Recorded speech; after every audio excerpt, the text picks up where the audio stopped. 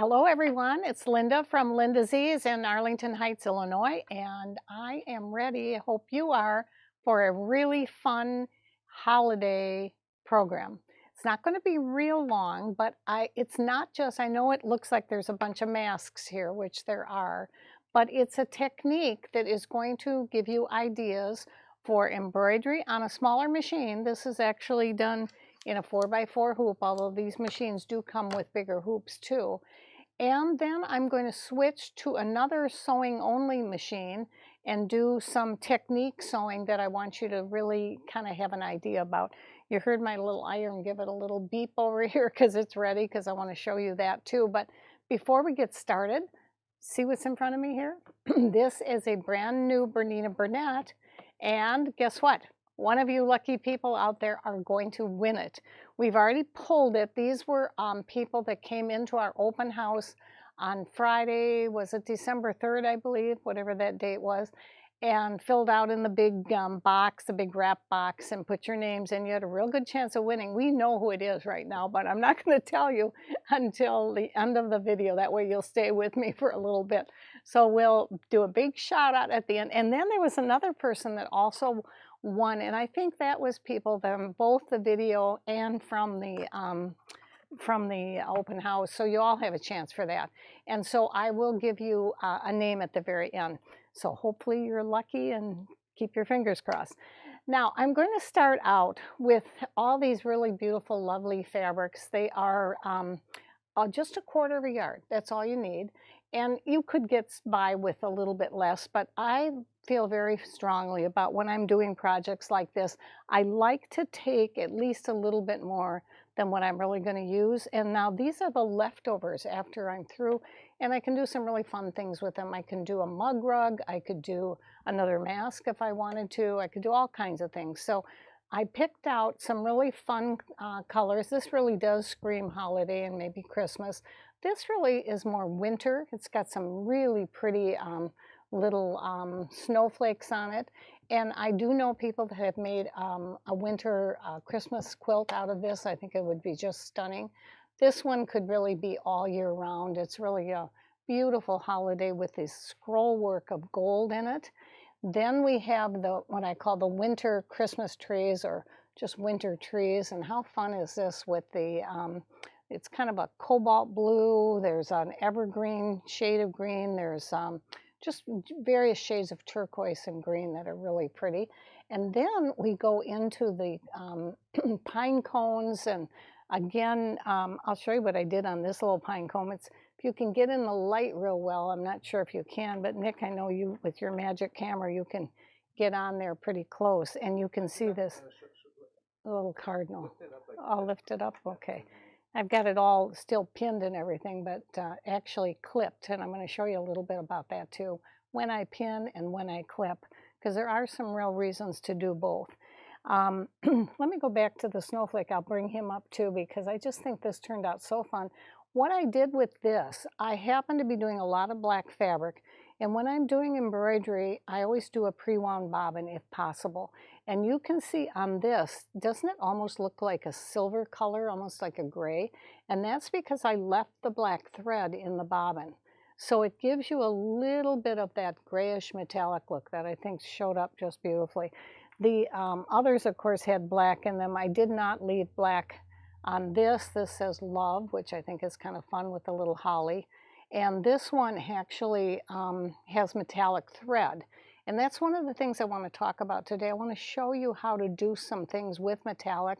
Anytime I mention that name, people go, oh my gosh, can't sew with metallic. It's always going to break and everything. It really doesn't. I did every one of these masks. Well, I guess this one didn't have metallic in it, and this one did. But most of them, this one didn't either. But all the rest of them have metallic in it. And I'm going to show you, using a metallic thread, what to do. So again, we're stressing, like I said, this is a little holly, and look at this fun one. I haven't done this one yet, but it's got little trucks, and oh, I shouldn't say that. I did it with the snowflake, with the little white snowflake, and they're pretty. I mean, this could even be a quilting design. This is actually, this was done from the OESD collection, Sherry Goodry's. And if you get their Spree Club, you'll have that because it was in one of their Spree Club things. But I just thought it was just such a sweet design. So now that I've messed all my fabrics up, put them back in order, you can see I've done something on every one of these. I want to get started by showing you how simple it is to use this thread. But before I actually put the fabric in there, I'm going to go over to the ironing board, and you can see I'm going to have my helper Nick move my my iron for me in a moment. But before I get started, I always press this. You see the steam that comes out of there? Maybe I go to the side and you can see it a little bit better. And the reason being, those of you who've been watching me for a long time know why you want to do that. If you have an iron that's got a cord, you want to take that condensation out of the cord, and it just comes through, and then it'll never give drops of water or anything on your fabric. It'll just give a really nice, good press. And I'm going to show you why a press is really important. So let's go over to the ironing board, and I'll show you how to cut it out. Now, before I actually cut this out, I want to show you what I've done here. On this, remember I said there's methods for using both your pins and your clips. I have taken this 1/4 yard of fabric. I have thrown it in the machine and the dryer afterwards because you know that masks are going to get a ton of washing and drying afterwards, hopefully. And this Great Laura Star has all this steam that is COVID protected. And so I will be pressing a lot of these and steaming them afterwards. And that's why I want to get the water out of there. But if you look at my mask, this is actually the top of the mask. And you'd think I'd want to put it the other way. On most of these, I did turn it the other way. But if you look closely at this fabric, what do you see? You see the lines of fabric? It's a one-way direction, and it also has lines of fabric. Lift it up a little bit. Okay, can you see that? Okay, great. And so you can see that I pinned this. Now, I want to let you know that my mask has been revised about 15 times, maybe.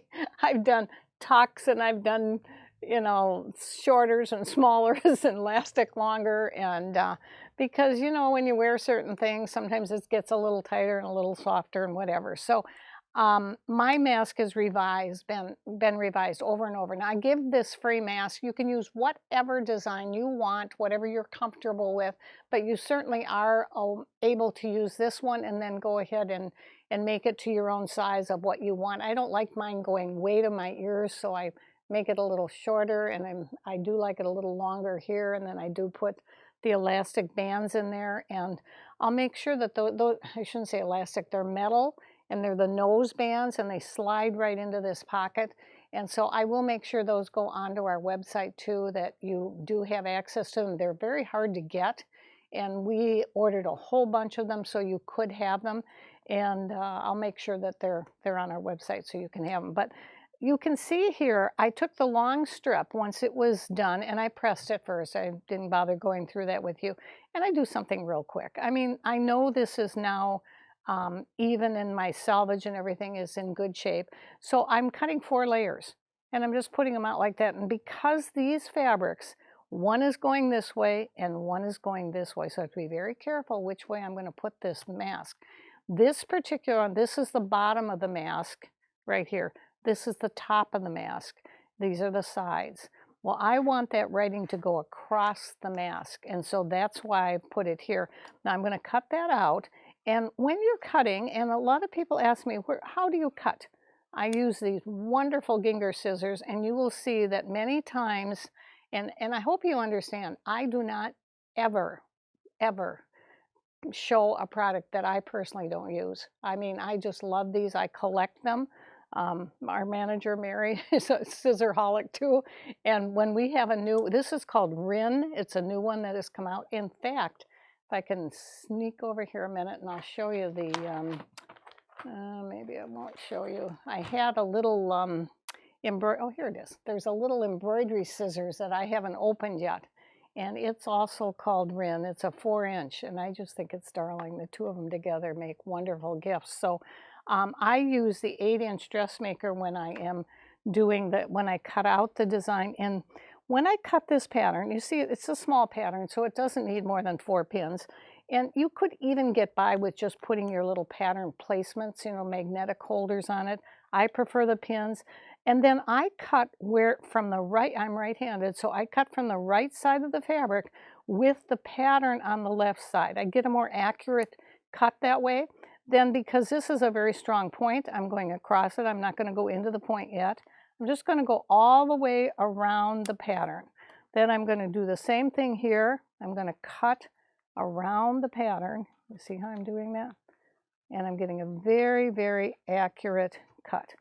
And then I'm just going to get rid of these. The little clips were just to hold the fabric in place while I was doing it, and it just gives it a real nice little hold. Now, then I go back to where this little point is, because this is the piece at the top of the mask. You can see I clipped that out. And if you look at the finished one in the back, this is folded over, and then I slide my little nose piece right into this area here. But again, it's the technique, and this could be a dress pattern. It could be a quilt pattern, although I do my quilt patterns usually with a rotary cutter. It could be a embroidery design that you're going to put onto a napkin. I mean, there's just all kinds of things that you can do. But I thought it would be important for you to see how to actually put a pattern on. Of course, there's grain lines and all of that, but I'm not getting into all that today. Now, let's go to the next piece, because I think this is another one. Well, let me stand that up so they can see it. See how cute that is? See how the design is really showing? Now, I'm going to do the same thing here, only this way. You have to look and see what's the bottom of your pattern and what's the top. And these letters, this one you really could have it go anyway, because there's actually recipes on this. It is really, really cute. So you really could go anyway, but I think I'm going to put it this way. I think it is just more fun this way. Now you want to make sure it clears, so you've got 4 layers.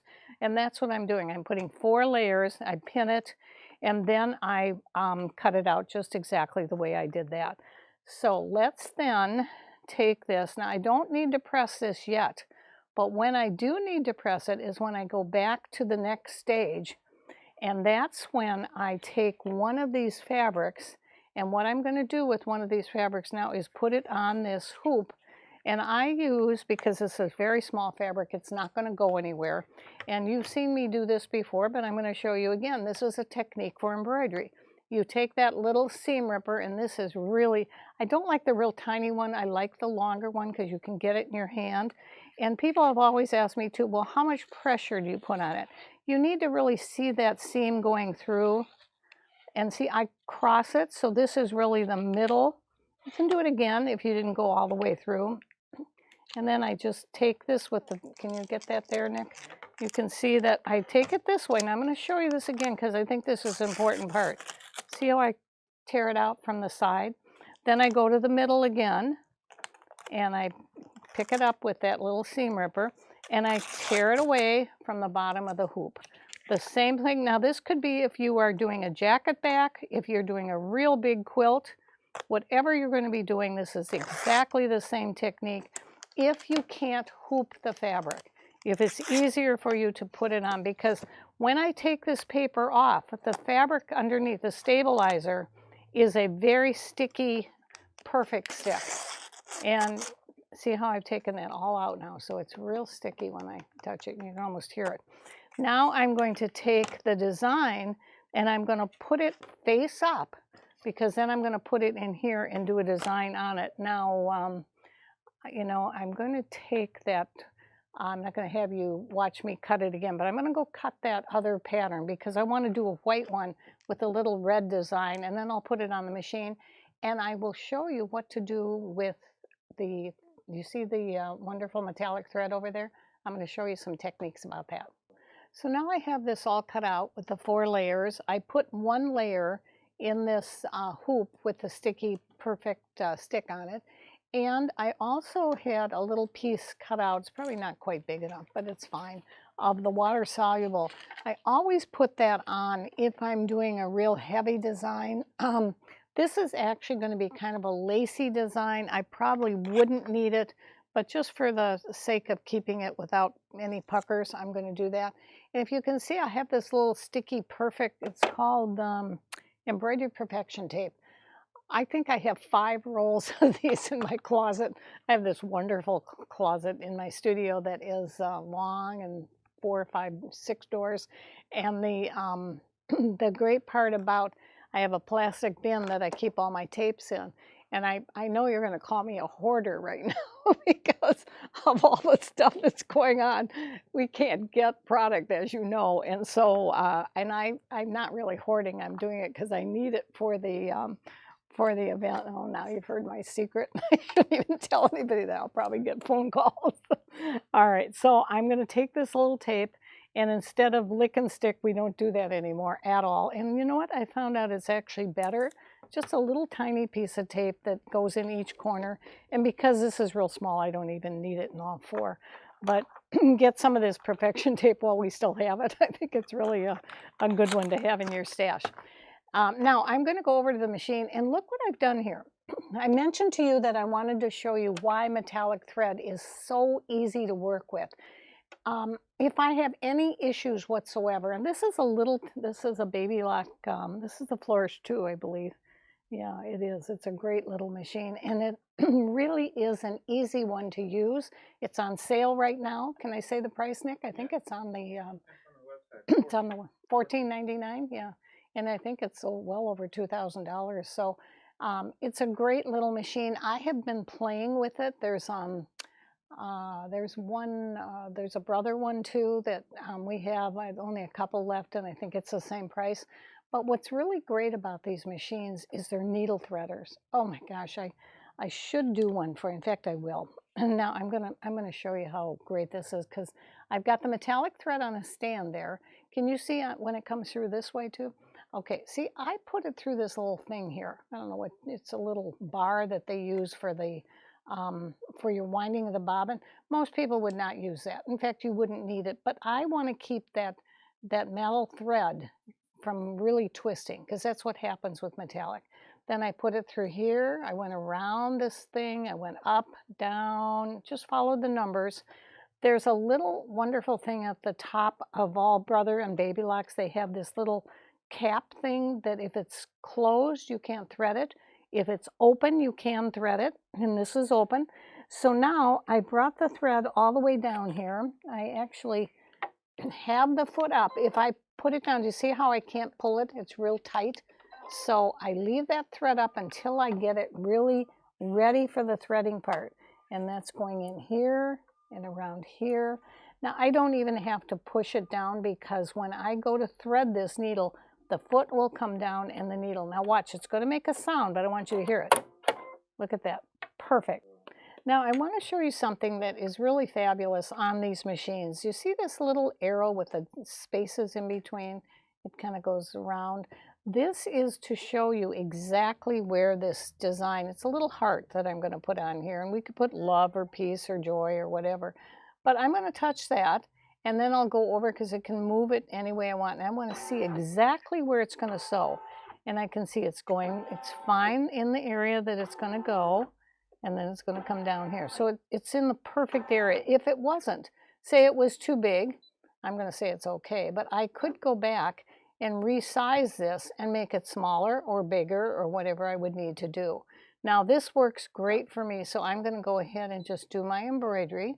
And you can see it's all one stitch, and it's all going to be one color. It's a monochromatic design. Now I'm going to put my foot down. I could just go ahead and start it, but you can see it's going to go ahead and sew. And when I'm finished, I'm going to show you a couple of techniques.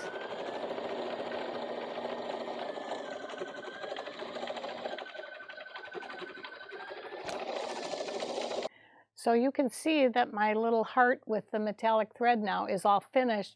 So I'm going to take it off, and I do have to confess I had one little break, and it was only because of my fault. Do you notice where the thread stand is right now? I had it way over there before, and it was going at an angle, such an angle that the thread was coming off of this little clip. And this little clip on this thread stand is the beauty of why you never have any problem with the metallic thread. Every single one of these masks that I've done have been done with metallic. I have to get over there and do it. But you can see it really turned out really, really cool. It looks like newspaper print, but it's actually recipes under here. Now what I'm going to do is take this tape off, and I've told you before, you want to save it because you can use it many times. I mean, this is a little piece, but you know, it's nice to have for the next project. And then you take your water-soluble topper, which is what I have on top here, and you just pull it off as much as you can. I'm going to pull off the top and the bottom, get rid of that. And then the next thing I'm going to do is take this spritzer. Once I have it out of the hoop, I'm going to take it out of my hoop. I didn't show you what I do to get that hoop so nice and tight. But and I will show you that in another video. I've showed you in some videos before. But this SAM driver is one of the most wonderful things. And I'm going to have a video that we're going to do on embroidery tips that I think will really be helpful. It'll just put it right there. So anytime you're doing embroidery, you can come back and look at it. And you've got to be very careful that you don't tighten this too much or too loose. And that's some of the things that I'll go over in that video. But that's the SAM driver. We've taken this off. Now I'm going to pull this off, and you can see how I'm going to hold it. Sometimes I'll just put it right down on the table. Let me move this so you can see what I'm doing here. And you're going to hold it here. You can see the heart coming out. It's kind of cool, really. It's really fun when you get this done, and it's just, again, so easy to do. It's just pulling it out, pulling it out. Do it again on this side, and you can see, voila, and then there's a little extra of that topper. You can see the heart that was left that we took out from there. Now I'm going to take and put an old rag, or you know, a towel, and then I'm going to take this spray and spritz it. And I'm not going to do it here because I don't have the towel, but I then will take another towel on the top, and I'll just pat it. And what will happen is all that glue that's on the inside from that stabilizer will come off in your towel, and it's very easy to wash away. You can throw it in the machine. And then look at, there's no puckering here, even though I haven't pressed it yet. Then I will take it to the ironing board, and I will use, and I should ask you first before I show it to you, what am I going to use to press this, and how am I going to press it? Okay, absolutely, your wool felt pressing pad. I'm going to take the design, the right side, and put it down on the wool felt pressing pad. I am not going to iron it. I'm going to press up and down and up and down and up and down. These are some of the techniques I'm going to do in a short little video, like I said, on technique, because otherwise it'll distort it and it will shrink it, and it does all kinds of things. So there's a reason for all that. Once that embroidery is done, I want to show you a couple of things. I'm not going to go into all the technique because we've done that in other classes. This is where the clips are so nice, and there's a new clip out that I want to show you. I found this bag, and I went for it. I have the others, but I went for these little pointed ones because this is the elastic that I use. And when you go to use the elastic, this little point can get that elastic. So you want it as close to the edge. You want to leave a little bit of a room, but not too much. And anytime you have a point where it's a little bit heavier or thicker that you're sewing, those little pointed clips are really, really wonderful. So again, just a little technique that I think would be really nice for you to know about. Second thing that I want you to know about is that once I do these seams, I clip them. Now, this is my little scissor, and I've had a couple of questions on this, and that's why I wanted to point this out. This is a wonderful scissor to go in and, where'd my little design go here? Go in and clip. Let's see if I can find one that's got the embroidery on it. And say there's a thread that is hanging right there, an embroidery thread, and it's in the hoop. This is a curved up and down, we call it. It's a two-curve embroidery scissor. It's a Havel. No, it's a Kai, I believe, isn't it, Teresa? You'll have it on the website for us, this up and down. Yeah, and she'll have it on there. And it really clips the thread real close so you can get it just right to where you need it. Do you need separate scissors for different things? Absolutely. We just got our pinking shears back in, and boy, you better grab them because I don't know how long they'll be here. And here's my favorite elastic. You'll notice what I'm doing on all of mine. I don't put the regular elastic on mine. I like to have a real soft elastic that really doesn't hurt my ears. I happen to have the Floriani earrings on that I've made that are done in lace in the hoop. A lot of fun. But you see how I started this one? and you'll get to know what size your elastic is. I'm going right down the center of this double fold elastic, and I'm taking the pinking shears and I'm going down, and then I line them up, and now I have enough for one mask. And I've only used about 7 inches, 6.5 or 7 inches. You can see this has been washed over and over.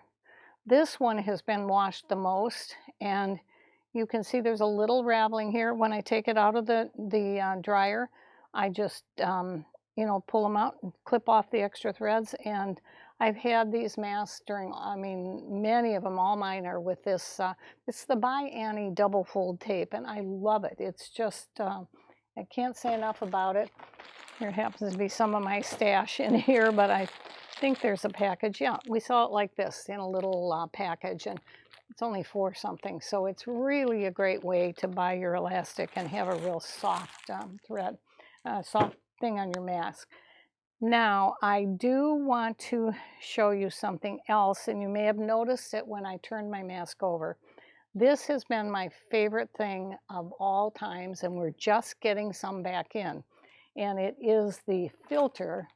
You know, I always have left a pocket open on the side so I can put my filter inside.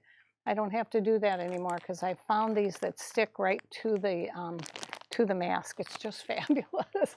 And they're called the 50 face mask filters. They're going to be on special. They'll be on our website.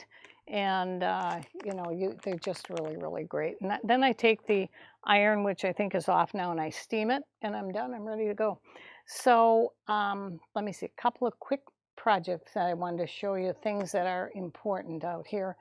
This tool is the turning tool for when you get into your masks. I like this really, really well because it's not too sharp. We have some other turning tools that are real good too. They're metal. This one is the R&K, or the Floriani, and it's got a little ball at the end, and you can just kind of slide it in, and it will just easily be able to turn your fabric for you. I've covered a lot, probably too much for you today, but I hope I've inspired you a little bit. It's just giving you some great ideas. Now, let's do our drum roll, and you may have seen it. I had her name on here. We drew the name with the last of the people that were in our open house last Friday, so we know who this name is. And Nick, do we need a drum roll or anything? The winner of the new Bernina Burnett is Karen Moore. Karen Moore, M-O-O-R-E, and she's, I don't know if we're supposed to say what city. Can I say what city? Highland Park? I'm not supposed to say, maybe. We've got her phone number, we're going to be calling. So congratulations, Karen. What a wonderful thing you won. Now, wait, there's one more. And Teresa, somebody pulled that name too. Is it over here? That was from the website, okay. And these scissors, I love these scissors, by the way. I use mine for all of my stabilizers. We use the Perfect Stick and whatnot, and it's really paper, so the scissors are great for when you're using these big bolts of stabilizer. And the winner is Bobbie Perry. I can't believe it. Bobbie's one of our local people. I think she was in about 3 times that day. She did not put her name in twice. I want you to know that, because we had to throw a couple out because they did put them in twice. But Bobbie, congratulations. You're the winner of the new pairs of scissors. So we're going to do some fun things like that again. I have some really great things for you next week. Thank you so much, everyone, for watching these videos, especially right now. It's such a busy time of year. We have a phenomenal event coming up, and I think there's like 2 spots left, so I probably shouldn't even mention it, with Floriani. It's a event that they put together just for us, and we're making all these techniques for pillows, but you're learning on sergers and on machines, and it's just really going to be a great event. And that's this coming December 10th and 11th.